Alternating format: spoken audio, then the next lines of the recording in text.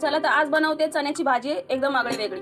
रोज रोज वाटप करायची गरज नाही. चला तर आता फटाफट आपण चण्याची भाजी बनवायची. 2 चमच तेल, तेल गरम झाले, हिंग, 1 चमच जिरा, थोडीशी राई, तळून झालेली आहे कढीपत्ता, त्यात मारायचा कांदा. कांदा चांगला गरा फिरून घ्यायचा, लाल भाजून घ्यायचा. कांदा झालेला आहे लाल, त्यात टाकली मिरची, लसूणचा ठेचा, टमाटा करून घ्यायचं चांगलं. चवीनुसार मीठ, 1 चमच हळद, 1 चमच धना, 1 चमच घरगुती कांदा लसूण मसाला, 1 काश्मीरी लाल मिक्स करून घ्यायचं. सगळ्याचा एक जीव झालेला आहे. त्यात उकडलेलं बटाटा, हाताने तो चणे उकडून घेतलेले त्याचे टाकून तर मिक्स केले. शेंगदाणे भाजून लसूण टाकले मिक्सरला, घेतलं मिक्सरला वाटून, त्याच्यात टाकून 2 चमच एकत्र करायचं. चणे उकडलेलं पाणी आहे ते टाकायचं रशासाठी थोडंसं. भाजी लागली उड्या मारायला, त्याच्यावर ठेवायचं झाकण, 5 मिनिटं शिजून द्यायची.